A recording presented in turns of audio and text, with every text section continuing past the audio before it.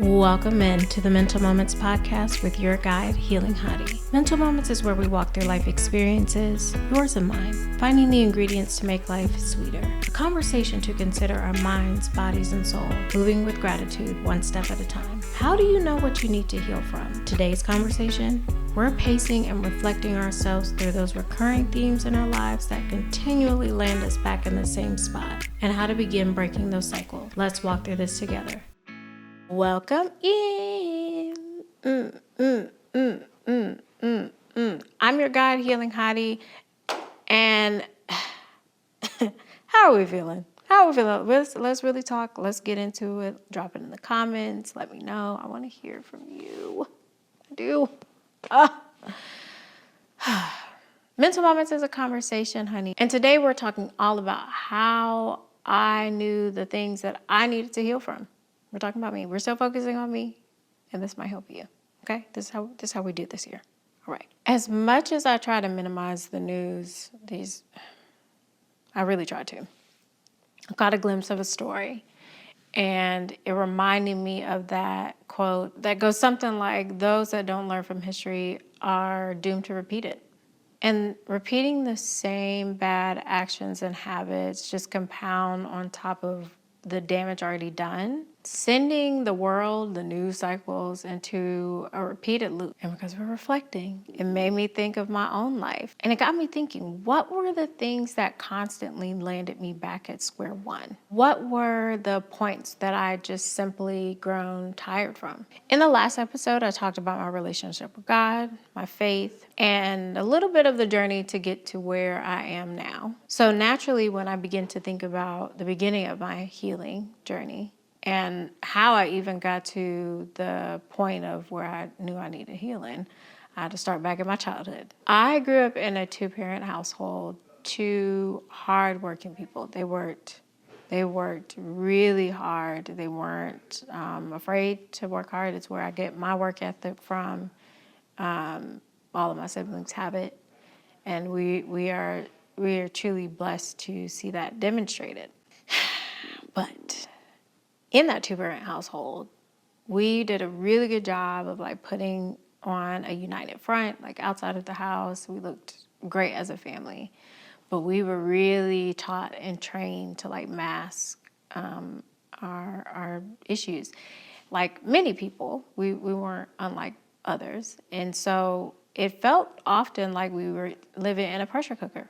We just had all this dysfunction, all this chaos, all these things really happening at home that were unhealthy, especially for a child to be raised in. And so I learned very quickly in that pressure cooker, that turning it on and turning it off kind of thing. I learned I like to call code switching.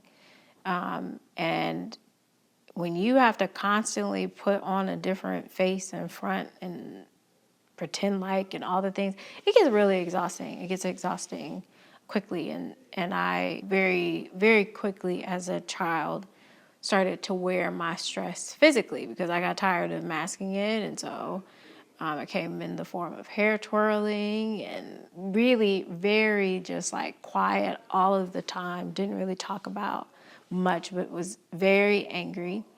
And so with all this pressure that we had experienced when my parents announced that they were getting divorced in 2011, I was elated. I was not sad, and not saying that I'm yay, divorce. It was a release valve to all that we had been living in and experience, and truly, it wasn't a good experience for anyone involved. So I was happy for that relief. But when that release happened, it started to unmask all that I had been suppressing, and it uncovered a whole lot of ugly. And now with that being visible, I was also in a space or environment where we had to rely heavily on outside family as we went through the transition of their divorce. And thankfully, my parents weren't too shy about the idea of therapy. And so I'd had some experience with therapy before then. But with ideas from therapy and my undeveloped 17-year-old brain, Um, and I wanted to do something amazing with my life. I wanted to do something so important. And with that now desire to do something important in that undeveloped brain, I ran to whatever seemed like better. And that better ended up just being another beautiful pressure cooker. And now looking back, I see that pressure of wearing a mask a lot of times and a divided household and being left with just kind of the mess and responsibilities that uncovered, because everybody had something that got uncovered in that process of their divorce, also created this belief within me that I needed to place myself in the middle of things to be the solution. I needed to be the solution whether I had the capacity to or not. Now that with all these things that I'm running through life and I'm trying to find a better and I'm trying to be the solution to problems, I then seek out the safety of a man. And let me pause here and say that I truly believe that life is not meant to be done alone. It cannot. It should not. And I will not. And I will also accept the title of being a lover girl. Okay? I'll gladly accept that title. I'll proudly accept that title, y'all. There's nothing wrong. Let's bring back yearning. Let's bring back love. Love is what we should be doing in every way. And I truly I love love. I love to feel love. I love to pour out love. I love it. I love being in the proximity of love. Even if I'm not receiving the love directly, I'm just like, love. I love it. I truly do. It drives me in all that I do. And I sometimes have to tamp myself down from not being so rainbows and flowers, y'all. I really, I do. I could do that all day. And so through life, I made friends, of course, and I had the pleasure of having some committed relationships. I've talked about one before, of course. And so through this, and now and this is hindsight, I'm running, I'm looking for better, I'm trying to be the solution, not the problem. And I'm not wanting to do life alone, which is not a bad thing to have, but I wasn't trying to do it in a healthy way or didn't know how to do it in a healthy way. It was really kind of hard to see what I needed to heal from at the time for a while, because I got really used to just existing, just moving through life and doing things, because there was so much pain and damage just at the surface now from my parents' divorce that to turn around and deal with my problem just felt like a little bit too much. But sure, if I could be of help to others, that should make it better, right? Wrong. And unfortunately, people could see that. People could see that, and some people took advantage of that loving, damaged person, that solution-oriented person that would work so hard to prove herself worthy constantly. What also happened in that time is that there were some people that I was not good to, because I was also still suppressing. So again, I would turn around and be like, ooh, that is a mess, child. Anyway, and so I'm suppressing all of that. And so there would be times where that would now bubble over, and I would say, act on things that I felt just because I felt them. And that really was not fair to them at the time. And so it was just a mess when I turn around, a mess within me, a mess when I look forward. And it was not a good space to be in. And that was my journey up until 2023. And it really, not connecting the dots, it just felt like a new set of unrelated problems. But there's no way that could be true. And what I understand now is that life is full of patterns that tell a story, whether it's good or bad. So I'll never forget this day. One day I'm on the phone venting to my brother that I was going through something in a friendship. I had a rental property business at the time. I was going through something with that business.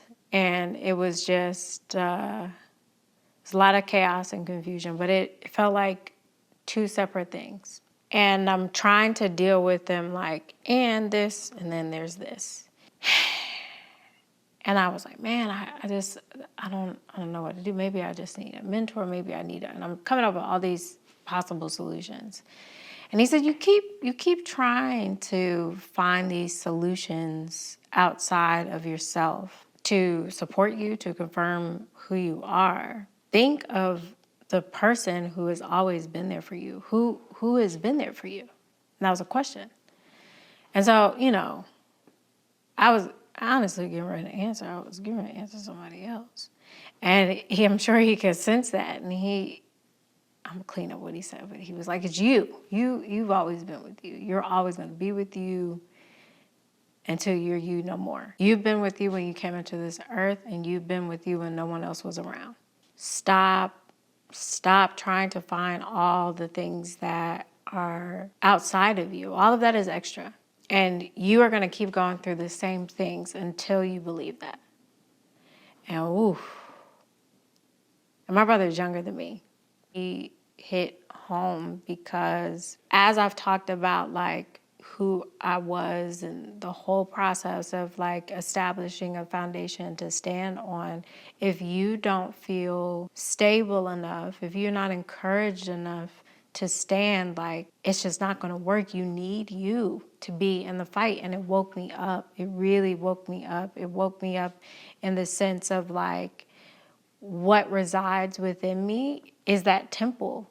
What resides within me allows me to pour outwardly in the best way possible. What resides within me, like that's home. That's the at the core what should be well.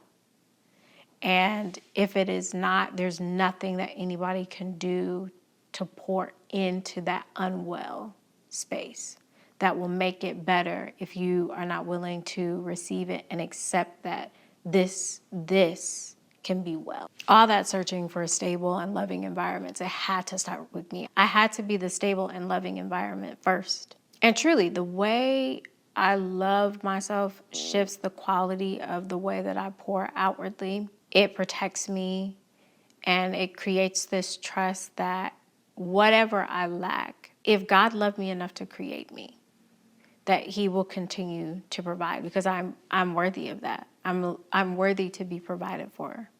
So I couldn't forget about myself. I couldn't leave myself on the back burner. And it was a struggle because I tend to lead with selflessness, but I can't forget about myself at the end of it. So how did I know? How can you know? Pay attention to the patterns. Pay attention to the people that feel like love, that are encouraging you, that feel like love and are encouraging you to treat yourself well. And dig within. Plant some love, joy, kindness, and goodness. And you gotta make sure that you make space for peace, endurance, patience, and self-control. And the spaces that you need to heal will start to reveal themselves. And where you choose to nurture, you can start, that's not where you have to finish, but where you choose to nurture will bear fruit. Well, that was a journey today. It really was. It was a deep one. Let's take a breath after that.